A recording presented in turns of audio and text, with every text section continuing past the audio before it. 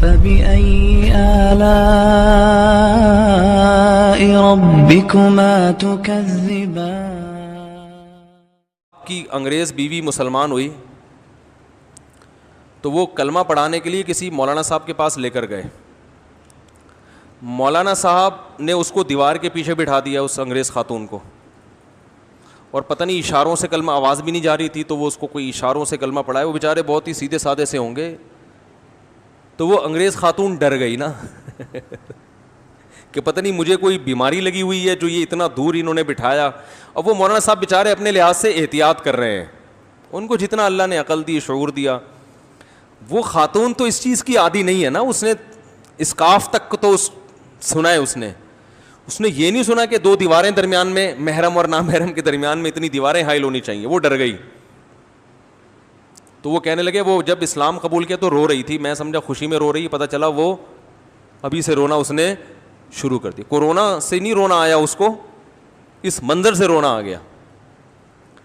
تو اب وہ بیچارے مولانا صاحب, انہوں نے اپنے لحاظ سے بہرحال جو وہ سمجھتے تھے صحیح کیا, لیکن اگر ان تھوڑا سا وہ اس کلچر کو سمجھتے, صحیح ہے نا, اور اسلام کی جو یہاں جتنی گنجائش دی ہے اسلام نے اس کو سمجھتے, تو اتنا ڈراؤنا اسلام بنا کے اس کے سامنے پیش نہ. وہ اپنے لحاظ سے, میں ان پہ طنز نہیں کر رہا, وہ بیچارے گاؤں کے دیہات کے جتنی اللہ نے ان کو سینس دی اس حساب سے کیا. لیکن بھائی ایسے موقع پہ ہمیں جو احادیث ملتی ہیں, خواتین تو نبی صلی اللہ علیہ وسلم کی مجلس میں آ کے کتنے سوالات خواتین نے پوچھے ہیں. میں ان کا بھائی بخاری کی حدیث ہے, ایک خاتون نبی کی محفل میں آ کے کہا کہ یا رسول اللہ میں آپ سے نکاح کرنا چاہتی ہوں. اب آج اگر کسی مولانا صاحب کوئی بیٹھے ہوئے ہوں اور ان کی محفل میں کوئی خاتون آ کے بولے کہ میں آپ سے نکاح کرنا چاہتی ہوں, تو مولانا صاحب بھی دائرہ اسلام سے خارج, اور وہ خاتون تو دائرہ اسلام سے بالکل ہی خارج. اور یہ ویڈیو اگر یوٹیوب پہ آ گئی تو دونوں کی واٹ لگ گئی کہ نہیں لگی. تو پردہ کرنا ویسے بھی عورت پہ فرض ہے, مرد پہ نہیں ہے. اگر کسی عورت کی طبیعت میں اتنی حیا ہے کہ وہ کہتی ہے میں سامنے نہیں بیٹھوں گی, بہت اچھی بات ہے, اس کو شریعت اپریشیٹ کرتی ہے, لیکن یہ عورت کا کام ہے کہ اس نے سامنے بیٹھنا ہے یا پردے کے پیچھے یا دیوار کے پیچھے یا قسطنطینیہ کی دیوار کے پیچھے بیٹھنا ہے. اس نے اتنی موٹی تھی, یہ کس کا کام ہے؟ بولو نا بھائی, عورت کا کام ہے. بعض عورتوں میں بہت زیادہ حیا ہوتی ہے جو کہ اچھی بات ہے, تو شریعت نے کہا ہے کہ بھائی آپ اس کو مجبور نہیں کر سکتے. میں نے جب شروع میں کال ٹائمنگ کا 2007 میں نا میں نے سلسلہ شروع کیا, تو میں نے اناؤنس کیا کہ بھائی جو خواتین آواز کا پردہ کرتی ہیں تو وہ ای میل پہ مسئلہ پوچھ لیں, اور جو فون پہ ڈائریکٹ بات کرنا چاہتی ہیں تو یہ ٹائم ہے. سو بعض لوگوں نے اعتراض کیا, کیا مطلب, یہ کیا مطلب, یہ کیا ہو رہا ہے بھائی؟ اگر ڈائریکٹ بات کرنا خاتون کا برا ہے تو پھر ہر ایک کے لیے برا ہے, پھر سب ای میل پہ پوچھیں, اور اگر برا نہیں ہے تو وہ باقی ای میل پہ کیوں پوچھیں, وہ ڈائریکٹ کال کر کے پوچھیں. تو یہ سمجھ لیں, یہ جو میں بات سمجھانا چاہ رہا ہوں نا, اب اس واقعے سے سمجھ میں آئے گی.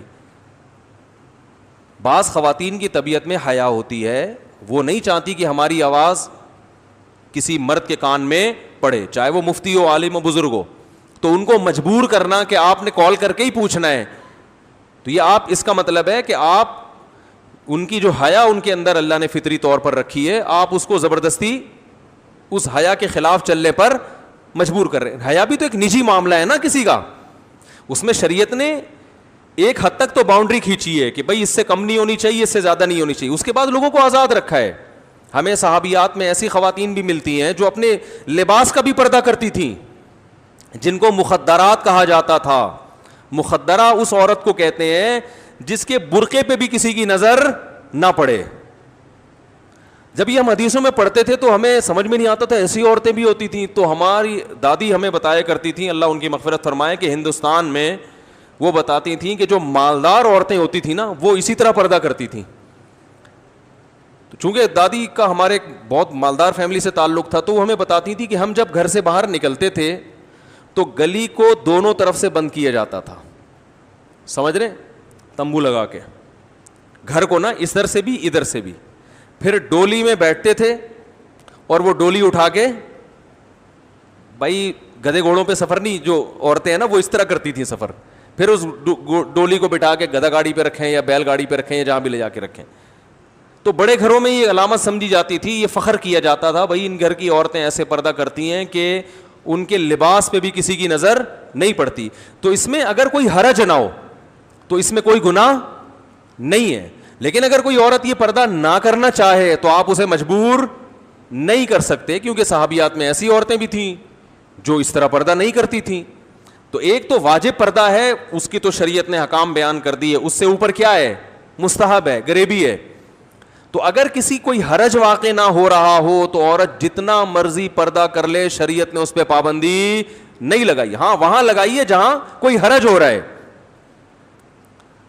مثال کے طور پر حرج کبھی دنیاوی ہوتا ہے, کبھی اخروی ہوتا ہے. بیمار ہیں, مر رہی ہیں, فیمیل ڈاکٹر مل نہیں رہی ہے, میل ڈاکٹر سے علاج ہوگا, نہیں جی ہم تو ہمارے تو برقعے پہ بھی کبھی کسی نامحرم کی نظر نہیں پڑی, تو یہ میل ڈاکٹر ہمارے بلڈ پریشر کیسے چیک کر سکتا ہے. تو بھائی رگ پھٹ جائے گی دماغ کی محترمہ. ٹھیک ہے نا, سمجھ میں آ رہی ہو. اب یہی فی الحال یہی ڈاکٹر ملا ہے ہمیں.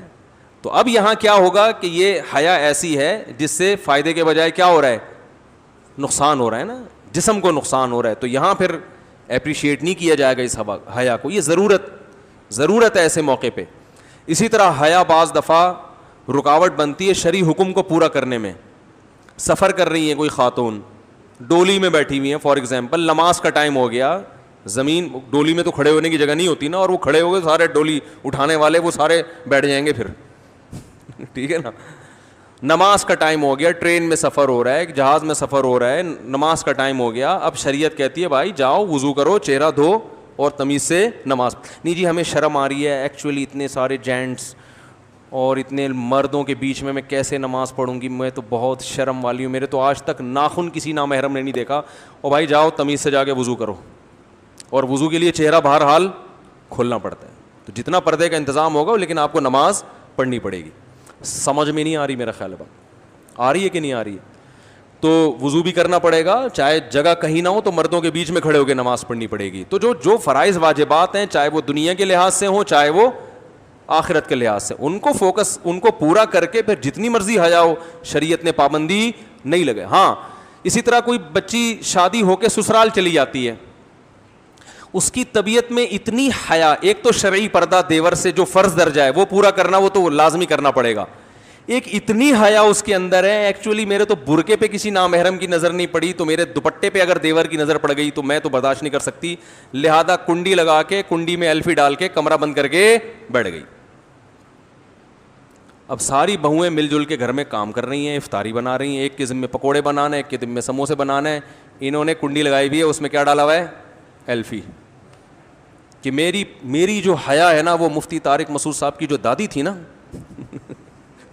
ان جیسا پردہ میں کرتی ہوں کہ دونوں طرف کناتے لگا کے ڈولی میں بٹھایا جاتا ہے.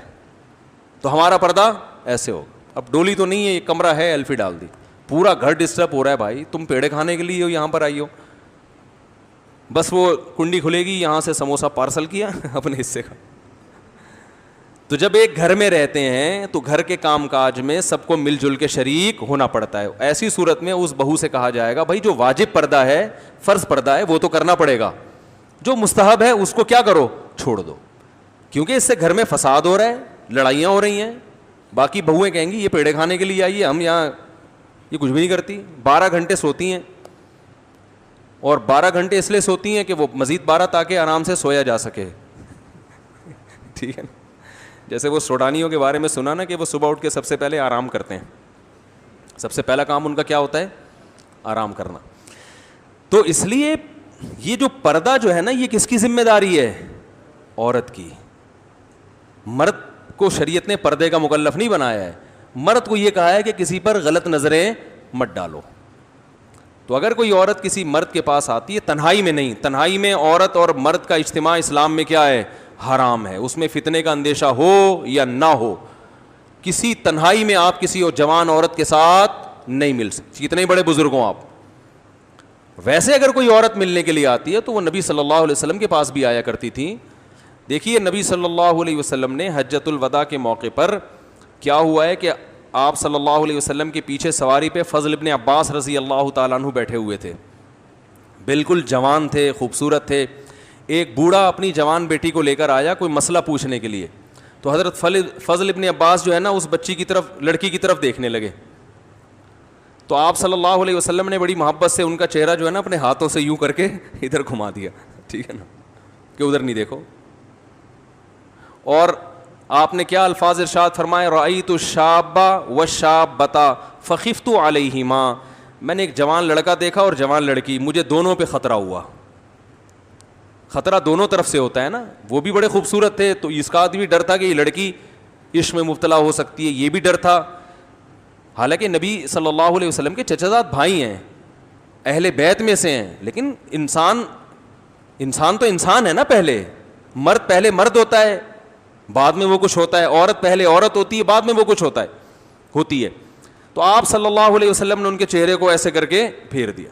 اس حدیث میں بہت سارے اسباق ملتے ہیں. اس میں یہ بھی ملتا ہے کہ ایسا نہیں ہے کہ آپ نے اس بوڑھے کو کوئی معاذ اللہ کو یوں کر کے گھمایا ہو یا فتویٰ دیا ہو کہ کیا کر رہے ہو ہیں, بچی تمہاری چہرہ کھول کے یہاں کیوں کھڑی ہوئی ہے. تو اتنے کوئی جذباتی جو ہے نا, جو ہمارے ہاں آج کل ہو جاتا ہے. اس حدیث سے بعض علماء نے استدلال کی ہے کہ چہرہ کھولنا اسلام میں عورت کے لیے جائز ہے, لیکن دوسری حدیثیں بھی ہیں جس میں چہرے چھپانے کا حکم دیا گیا ہے. تو اس لیے فتویٰ تو اسی پر ہے کہ جوان عورت پر چہرہ کا پردہ کرنا واجب ہے. لیکن اگر کوئی لڑکی نہیں کر رہی تو پھر مرد کو جو نظر کی حفاظت کا حکم کیوں دیا جا رہا ہے, اس کی وجہ آپ صلی اللہ علیہ وسلم نے فرمائی کہ مجھے فتنے کا, بولو بھائی, اندیشہ ہے. بعض حالات ایسے ہوتے ہیں کہ یقین ہوتا ہے کہ یہاں فتنہ نہیں ہوگا, عورت بوڑھی ہوتی ہے بعض مرتبہ, یا ایسی کنڈیشن. دیکھو وہاں وہ جو فضل ابن عباس جوان تھے نا, ان کو نبی نے حکم دیا, اور وجہ یہ کیا بیان کی کہ یہ بالکل شاب کہتے ہیں نوجوان کو, صرف جوان کو نہیں کہتے. نوجوانی کے حکام کچھ اور ہیں, ادھیڑ عمر کے حکام کچھ اور ہیں, بڑھاپے کے حکام کچھ اور ہیں. تو میں جب لوگوں کو مسئلہ بتاتا ہوں نا ان سب ان کی عمروں کا, وہ کنوارا ہے تو اس کے حکام کچھ اور ہیں, شادی شدہ ہے تو اس کے حکام کچھ اور ہیں, ایک شادی ہے تو حکام کچھ اور ہیں, 4 بیوی ہیں تو حکام بالکل چینج ہو جاتے ہیں. وہ بیچارہ اپنی بیویوں سے نظریں چھپاتا پھر رہا ہوتا ہے. سمجھ میں آ رہی ہے بات؟ جس کی 4 بیویاں ہوتی ہیں نا, میری ابھی ہے نہیں 4, میرے اوپر فٹ نہ کریں آپ لوگ, جس کی 4 ہوتی ہیں نا 4, اس کو تو بیچارے کو اپنی بیگم کو دیکھنے کے لیے بھی کچھ انرجی کی ضرورت ہوتی ہے. تو عفت اور پاک دامنی آتی ہے نا نکاح سے. تو ایک ہی لاٹھی سے سب کو ہانکا نہیں جاتا. اب مولانا طارق جمیل صاحب اگر کسی خاتون سے جا کے مل لیتے ہیں اور بہن بہن کر کے بات کر رہے ہیں, اور نیت بھی یہ کہ اس کو دین کے قریب لے کر آئیں گے, تو ان پر آپ وہ احکام نہیں جاری کر سکتے جو ایک لونڈا لپاڑا جو سارا دن عورتوں کے پیچھے بھاگ رہا ہوتا ہے, وہ تو تبلیغ بھی کرے گا تو ہم کہیں گے. میرے لوگ پوچھتے ہیں فیس بک پر, میں ایک لڑکی دوست بن چکی ہے, میں اس کو اسلام کی باتیں سکھا رہا ہوں, میں کہہ رہا ہوں آپ چھوڑ دو, آپ اس کو اسلام کی باتیں نہیں سکھاؤ, ٹھیک ہے نا. اس کے ابا ہیں, اس کے ماموں چاچا کو سکھانے دو, آپ اس سے فری ہونے کی کوشش. لیبل اسلام کا لگایا جا رہا ہے, تم جوان آدمی, تم کیوں جوان لڑکی سے دوستی لگائی ہوئی ہے بھائی تم نے. میں نے کہا اس کو علماء کے بیانات بھیجو, درس قرآن کے لیے بہت سارے علماء ہیں, ان کی لنک بھیج دو. تم کیوں فری ہونے کی. میں نے کہا اپنی اماں کو کیوں نہیں سکھایا آپ نے کبھی اتنے شوق سے, اپنی بہن کو کیوں نہیں سکھایا.